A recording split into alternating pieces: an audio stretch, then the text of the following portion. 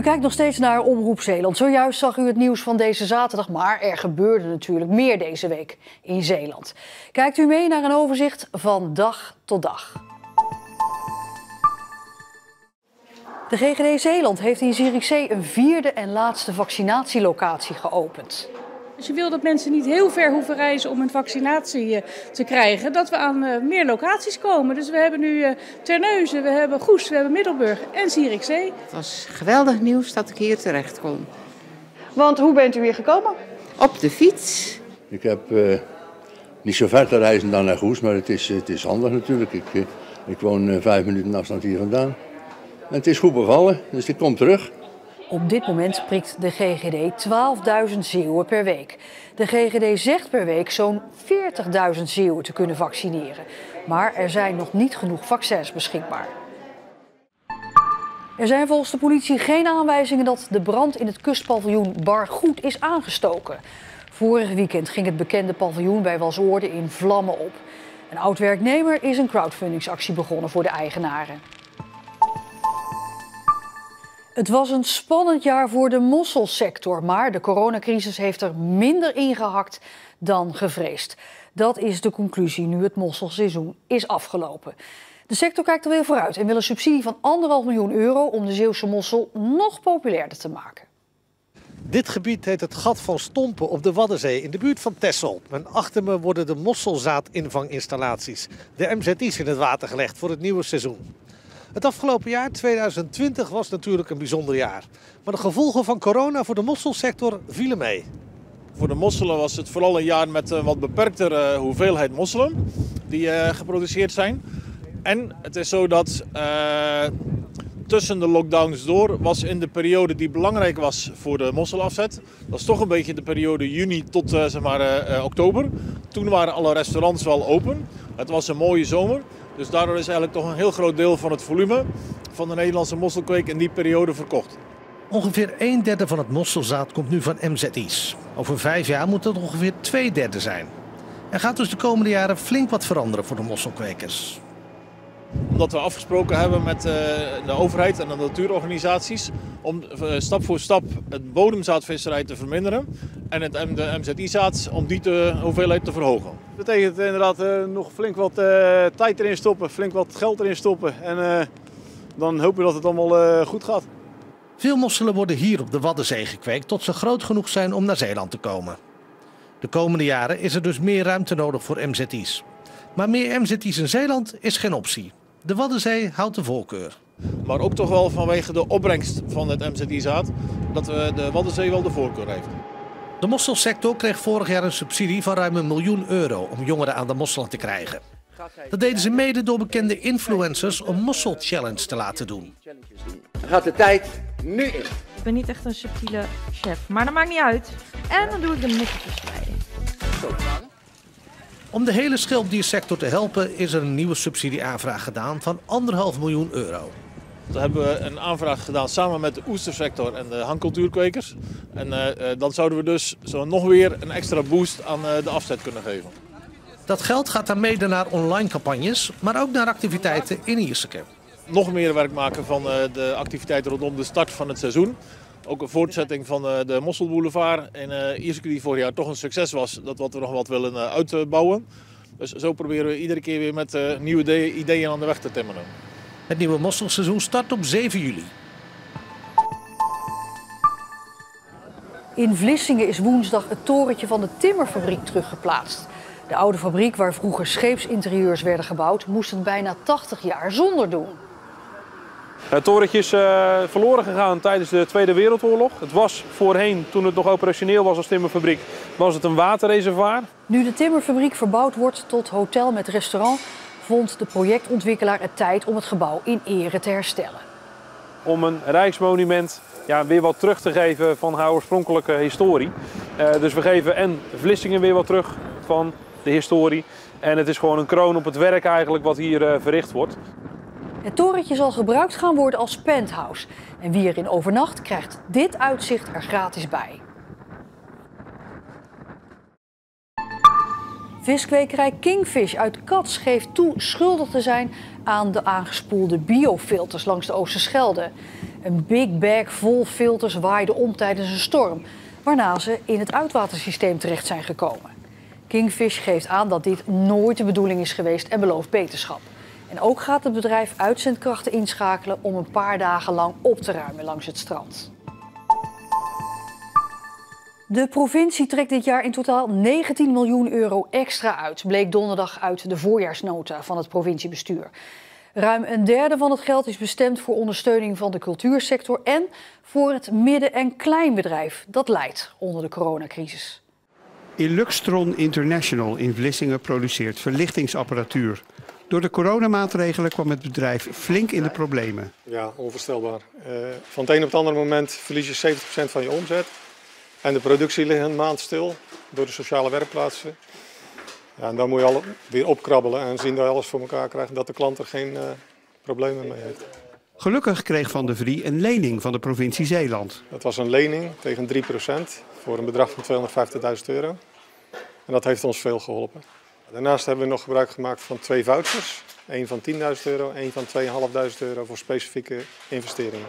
In de voorjaarsnota van de provincie, die vandaag wordt gepresenteerd, is opnieuw geld vrijgemaakt om ondernemers die zijn gedupeerd door de coronacrisis tegemoet te komen. In de voorjaarsnota maken we geld vrij voor aan de ene kant het Stimuleringsfonds Cultuur en aan de andere kant voor het Zeeuwse MKB. De COL-lening, dat is een lening die wordt verstrekt in het kader van de coronacrisis. En weer de innovatievouchers die we beschikbaar stellen, totaal €4,7 miljoen. Gaat u gebruik maken van nieuwe regelingen die er komen? Nou, we proberen nu op eigen kracht. Het gaat weer goed met het bedrijf. We moeten wel heel veel nog terugbetalen. Dus we moeten kijken of dat ook allemaal precies lukt. Maar daar gaan we alles aan doen om dat niet meer nog een keer gebruik van te moeten maken. In de voorjaarsnota staan ook miljoenen voor de bestrijding van droogte in de Zeeuwse natuur en landbouw. En voor wegen en openbaar vervoer. Hoe voorkom je nou dat in het dorp alleen nog maar 's ochtends en 's avonds een bus komt? De oplossing is, er komt veel meer openbaar vervoer op afroep. Vervoer moet er zijn wanneer ik het nodig heb. Wanneer een scholier naar school moet. Wanneer een oudere naar de winkel of naar het ziekenhuis moet. En dat betekent dat vervoer er dan op dat moment ook is. Dat is eigenlijk de garantie die je afgeeft voor openbaar vervoer. Dus belbusjes bijvoorbeeld? Ja, je hebt veel minder vaste routes, maar veel meer het flexibele vervoer. Kinderrechters luiden de noodklok over de jeugdzorg in Zeeland. De rechters behandelen nu zaken om kinderen onder toezicht te plaatsen, terwijl er helemaal geen zorgaanbieder is die deze gedwongen hulpverlening kan uitvoeren. Kinderen worden alleen onder toezicht geplaatst als ze ernstig in hun ontwikkeling worden bedreigd. En de kinderrechters vinden het zeer schrijnend dat er geen enkele zorgaanbieder in Zeeland is die deze onder toezichtstellingen nu kan uitvoeren. Een protestactie donderdagmiddag in Middelburg van Extinction Rebellion. Deze actiegroep zet zich in voor een beter klimaat en haalt nogal eens het nieuws met gewelddadige acties, maar donderdag dus niet. De groep deelde namelijk gratis plantjes uit. Dus het is Nationale Zijdag. Dus wat wij doen hier is zetjes uitdelen en plantjes voor de bijen. Want de bijen zorgen voor bestuiving van nieuwe planten. Het is een van de eerste keren dat Extinction Rebellion zich laat zien in Zeeland. Ze willen in de toekomst meer acties gaan voeren in de provincie voor een beter klimaat. En is dit de mooiste man van Nederland? Een jury buigt zich volgende week over die vraag. Want Kelvin Doenen uit Goes staat samen met 44 anderen in de finale van de wedstrijd Misters of the Netherlands. Oftewel de mooiste man van Nederland. Maar of hij ook kans maakt op de titel is niet zeker, want zelf heeft hij zo zijn twijfels. Het zijn allemaal hele mooie jongens, van binnen en van buiten. En het ligt echt heel hoog, het niveau ligt echt heel hoog. En ik weet het niet. Ik ben een nuchtere Zeeuw daarin en ook wel wat bescheiden, dus ja, we gaan het zien. Nog even afwachten dus. De finale is volgende week zaterdag in Amsterdam. Zeeland moet nu actie ondernemen om het zogenoemde slag om de Schelde toerisme aantrekkelijk te maken. Dat vindt de stichting Bunkerbehoud. Wanneer Netflix straks wereldwijd de film over de slag om de Schelde uitzendt, zullen toeristen bepaalde plekken met eigen ogen willen zien. Ik denk dat je een bepaalde groep mensen daarmee zeker naar je toe kan trekken. Dat zijn geen miljoenen aantallen, maar er is echt wel een substantiële groep mensen die daar interesse in heeft. Goed beschouwd zijn bepaalde stukken van Zeeland eigenlijk een openluchtmuseum. Dat doet herinneren aan de Tweede Wereldoorlog. Op Walcheren zijn vele bunkers rijksmonumenten, maar is de toegankelijkheid en de toestand ervan voor een groot gedeelte gebrekkig. Daar zal nog heel veel moeten gebeuren, willen wij een toerist een volwaardig product kunnen aanbieden wat de Slag om de Schelde vertegenwoordigt. Want de gedachte is dat wanneer deze film, eerst in de bioscoop en daarna door Netflix overal in de wereld te zien is, toeristen vanuit alle windstreken zich willen komen vergapen aan de levende littekens van de Slag om de Schelde. Dat noemen ze dark tourism. Een vorm van toerisme waar mensen toch iets gaan opzoeken waar heel veel leed heeft plaatsgevonden, dood, slagvelden en dergelijke. Mensen willen toch die plek zien, beleven waar dat heeft plaatsgevonden. De grond die hier voor de toegang gegooid is van de bunker, die moet je weghalen, waardoor de bunker voor het publiek toegankelijk is.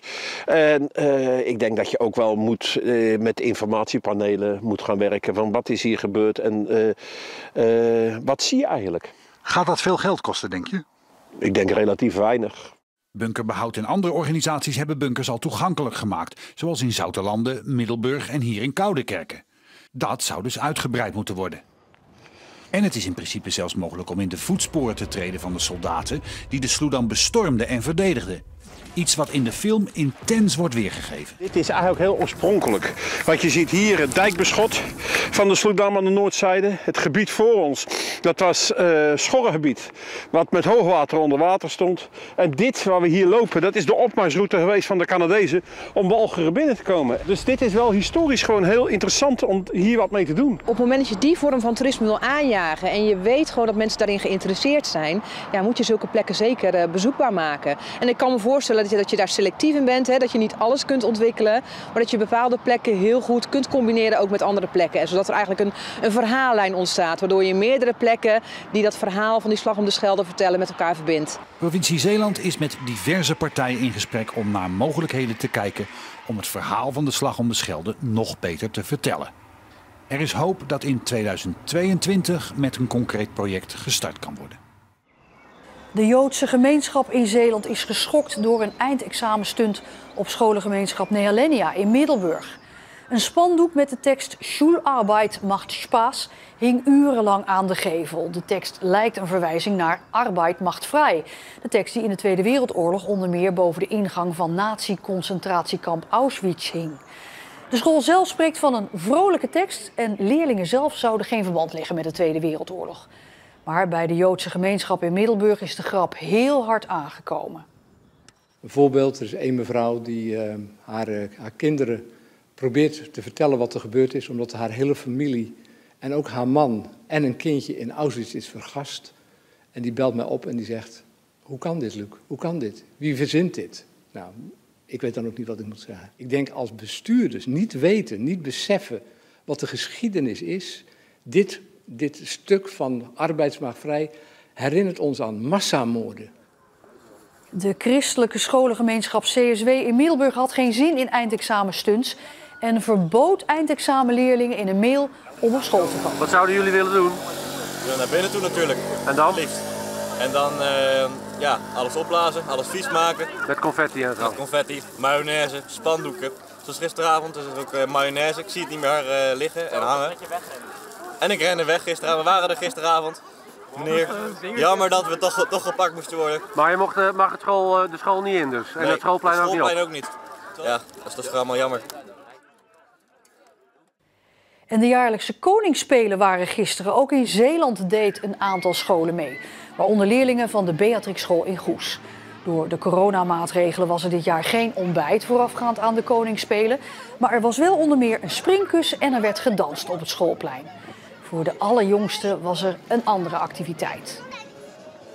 De kinderen van groep 1 tot 4 die konden hun fiets versieren en die rijden dan in een soort optocht langs de koning en langs de koningin die er ook vandaag is. Julian, Milou, ja, scherpe bocht maken, heel goed. En Frans en Ali Prins uit Renesse waren deze week 75 jaar getrouwd. In 1946 traden ze in het huwelijk en al die jaren zijn ze samengebleven. Het recept voor een goed huwelijk heeft het stel inmiddels uitgevonden. Als je met iemand trouwt, dan accepteer je de goede dingen. En de slechte. En de slechte dingen. En dat is het verhaal. Ik denk er net zo over. Ik heb hem ook wel eens achter het bank kunnen plakken. Maar ik heb dat maar niet gedaan. En die slechte eigenschappen die hebben ze na 75 jaar wel bij elkaar ontdekt. Hij kan uren op zijn tabletje zitten te kijken. En dan zeg ik, gooi dat ding nou maar eens in een hoek. Je zit nooit stil. En dan zeg ik wel eens tegen haar, hey, kom maar nou eens gezellig bij me zitten, joh. Kijk, en als zij bij me komt zitten, dan leg ik mijn iPad weg. Toch blijven ze gewoon bij elkaar. Ja, ik vind het leuk en ik geef nog steeds om haar. Gelukkig. Ja. Toch blij dat je het zegt. Niet zeuren, Ali. We gaan op naar de, wat wordt het, 80, hè? Hou even op. En tot zover het weekoverzicht. Ik wens u nog een hele fijne avond en graag tot morgen.